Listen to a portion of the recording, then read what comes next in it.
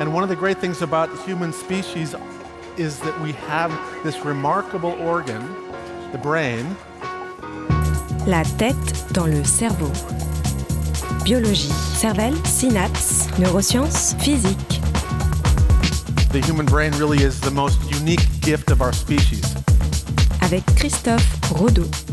Être optimiste pourrait ne pas être sans conséquences sur le vieillissement du cerveau.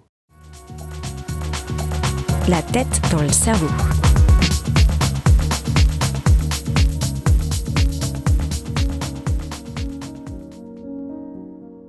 Voir la vie du bon côté peut-il avoir des répercussions à long terme sur la santé de notre cerveau ?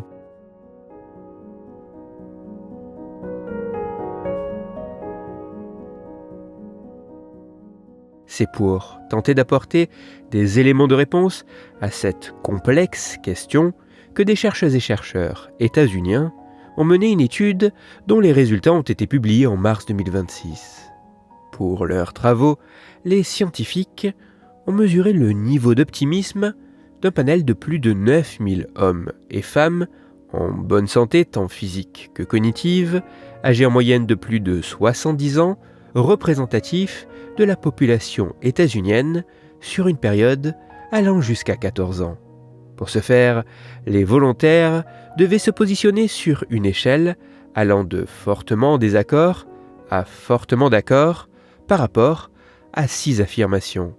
Ces 6 affirmations étant « Si quelque chose peut mal tourner pour moi, cela tournera mal. Je suis toujours optimiste quant à mon avenir. En période d'incertitude, je m'attends généralement au meilleur. Globalement, je m'attends à ce qu'il m'arrive plus de bonnes choses que de mauvaises. Je m'attends rarement à ce que les choses se passent comme je le souhaite. Je compte rarement sur le fait qu'il m'arrive de bonnes choses. 6 affirmations donnant chacune un score entre 1 et 6. 1 pour la réponse avec le positionnement le moins optimiste et 6 pour le plus optimiste.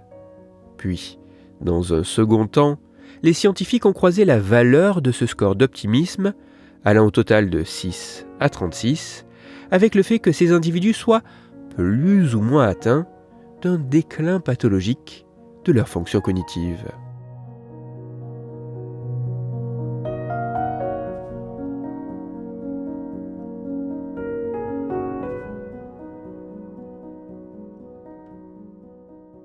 Les résultats de cette étude montrent qu'à long terme, toutes choses étant égales par ailleurs, il semble exister un lien entre le niveau d'optimisme des individus et la diminution du risque d'être atteint d'un déclin pathologique des fonctions cognitives. Autrement dit, un optimisme plus élevé est associé à une incidence plus faible du déclin cognitif pathologique. Plus précisément, il apparaît que chaque tranche de 6 points d'optimisme en plus est associée à une diminution du risque d'être atteint d'un déclin pathologique des fonctions cognitives de 15%. Même si ces résultats demandent à être confirmés par d'autres études sur des individus au profil plus divers, dans des conditions mieux contrôlées et avec des mesures moins subjectives, déclaratives et corrélatives, et même si les mécanismes cérébraux neuroprotecteurs à l'œuvre restent à clairement établir, il se pourrait que le simple fait d'être optimiste et de voir la vie du bon côté puisse participer à conserver le cerveau en bonne santé en le préservant du déclin cognitif.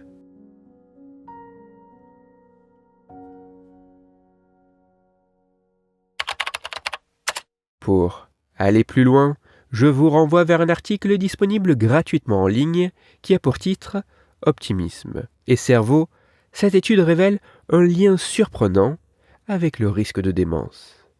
Il est écrit par Marie Lannen et il est à retrouver sur le site doctissimo.fr. Toute les études scientifiques m'ayant servi à écrire cet épisode, ainsi que les références de l'article pour aller plus loin, se trouveront sur mon site, Cerveau en argot, dont le lien se trouve dans la description de l'épisode. Dans cet épisode, j'ai parlé d'un élément qui pourrait aider à préserver notre cerveau du temps qui passe. C'est pour cela que je vous invite à écouter l'épisode numéro 193 de La tête dans le cerveau. Dans celui-ci, vous pourrez découvrir ou redécouvrir que notre régime alimentaire pourrait également avoir un impact sur le vieillissement de notre cerveau. Pour continuer à échanger, vous pouvez me retrouver sur les réseaux sociaux, sur YouTube ou me contacter par mail. Tous ces liens sont eux aussi dans la description de l'épisode. Si pour vous, ce podcast est gratuit et sans publicité, pour moi, il représente au total plusieurs milliers d'heures de travail et me coûte quelques centaines d'euros chaque année.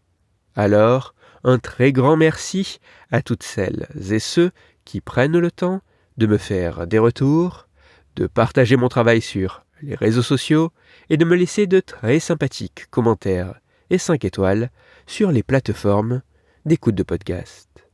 Pour me permettre de travailler dans de meilleures conditions, vous pouvez également me soutenir financièrement avec un don ponctuel ou mensuel sur la page de financement du podcast dont le lien est dans la description de l'épisode. Christophe Rodeau. La tête dans le cerveau.